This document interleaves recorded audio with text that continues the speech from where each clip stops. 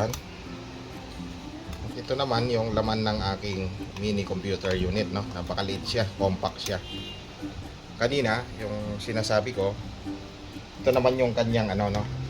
Itong pinakabuong IC board na ito, o integrated board circuit, o integrated circuit board natin na ito. Ito yung tinatawag na motherboard ng ating computer, no?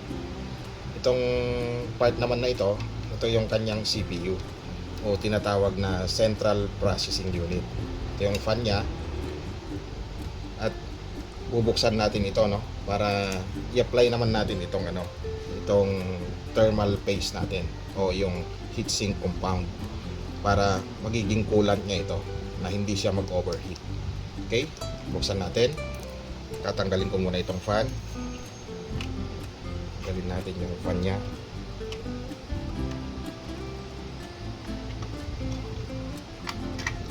Yan, tanggal natin yung fan.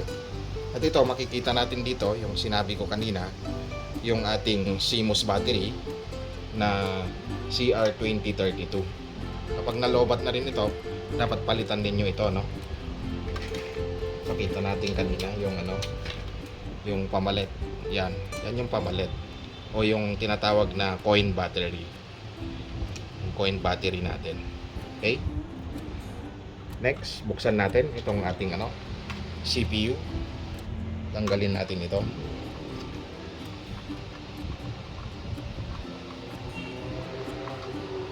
Meron siyang tatlong screw.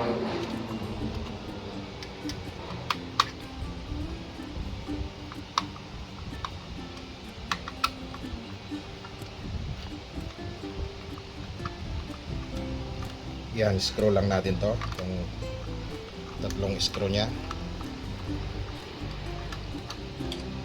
Yan, pagtanggal natin, makikita ninyo, ito yung likod ng ating CPU, o Central Processing Unit, no? Dito naman ina-apply yung ating thermal paste, o yung heatsink compound na coolant nitong ating CPU. At ito yung CPU natin, guys, no? Yan, makikita ninyo siya. Hindi yung buong unit ang tinatawag na CPU. Ito yung tinatawag talagang CPU natin. Kung ano yung capacity nito, makikita natin dito. Lilinisin natin siya. Yan, linisin natin yung CPU. Ayan siya.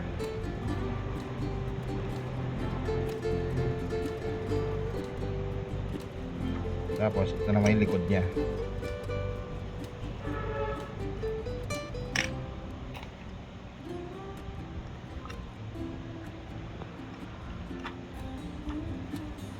Yan, meron siyang capacity dito.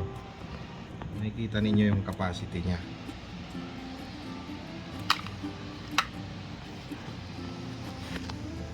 Yan, no, makikita nyo yung capacity niya, kung ano yung capacity niya. Yan, Intel ang nakalagay, Intel Core i5. Yan. Yan din dapat compatible, no, yung ilalagay ninyo. Kung i5 siya at Intel, yan yung gagamitin ninyo kapag nasira siya, no. Yan din yung bibilhin ninyo. Ganyan din yung bibilhin ninyo kapag motherboard, no. Kailangan same type siya, o kaya pwedeng gumamit kayo ng compatible type na same specs at mga capacity nito. Okay? Yan, lagyan natin siya ng itong thermal paste. Ito yung thermal paste naman natin, no? Di bali itong CPU pala natin, natatanggal din to, no? Di ba, nasira siya. Kapag gusto niyo siyang tanggalin, bubukain nyo lang ito. Yan. Tapos angat na ganyan, makukuha nyo na itong CPU na ito. Matatanggal nyo na siya, mapupull out.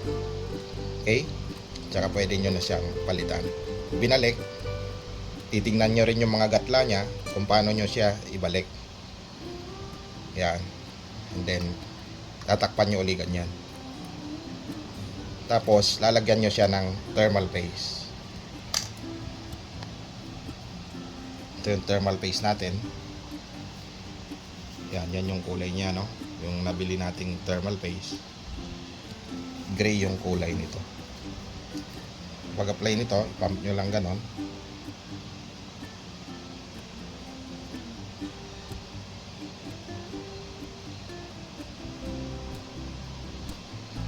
Yan, magsisilbi kasing coolant nito, no?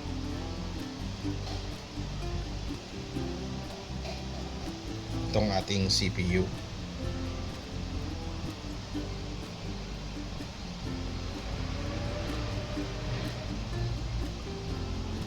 Para hindi siya mag-overheat, no?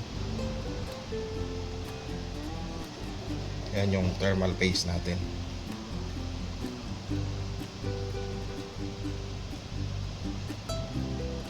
Tapos ganun din dito yung ano nito, yung likod niya.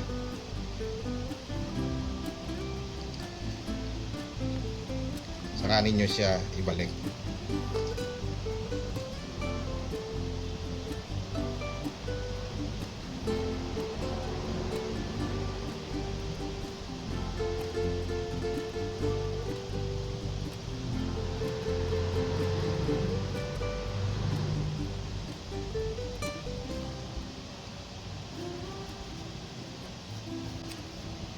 Yan, tapos ibabalik natin siya, no? Binalik nyo kung paano nyo rin siya tinanggal, no? May iba-ibang ano rin ito, type nito, no? Tapos screw nyo ulit.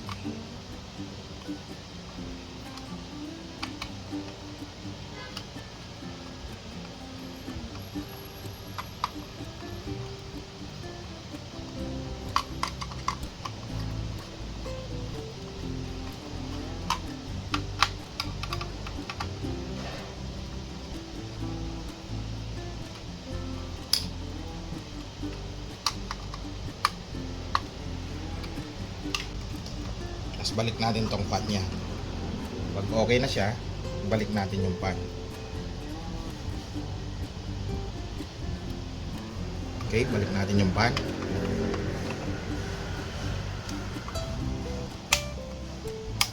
Yan. Yun, tapos na siya, no?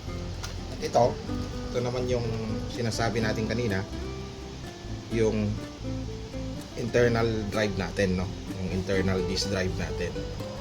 Ito naman ay SSD, no? Naka plug pa rin siya dito, no, sa ating motherboard. Itong disk drive natin. Ito yung kanyang ano naman, CD-ROM, no? Naka-plug din siya dito. Iisa siya. Okay? Balik natin. At sunod, bubuksan naman natin mamaya yung ating medium, no, na computer unit.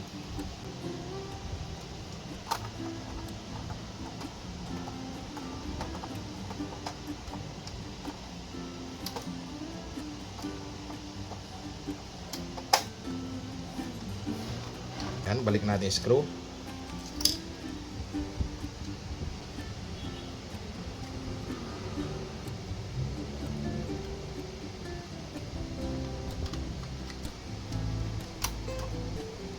Alright, okay na siya. Okay, next, buksan naman natin ito. Itong aking isang computer unit, itong medium size. And screw natin dito.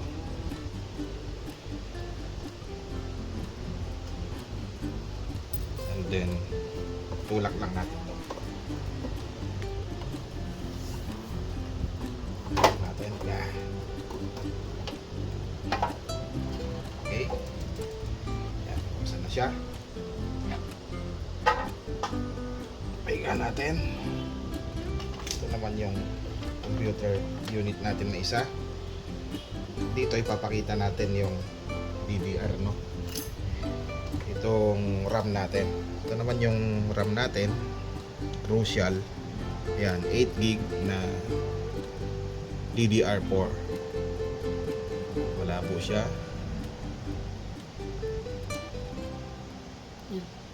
Yan, 8GB na DDR4. Ito yung tinanggal natin dito, no, sa isang slot.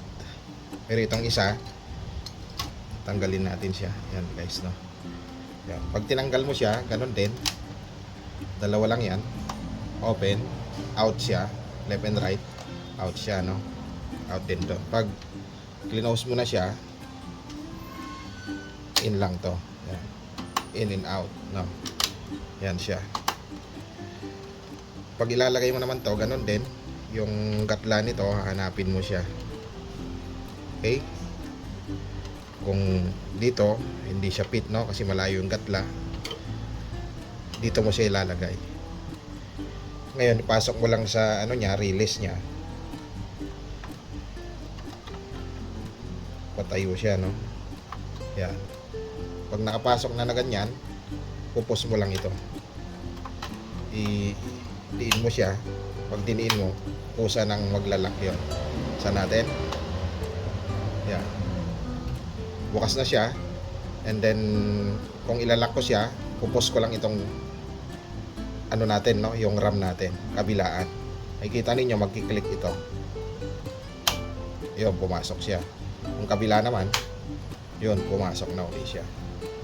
Okay, ganun lang yung pagtanggal at pagbalik naman nito.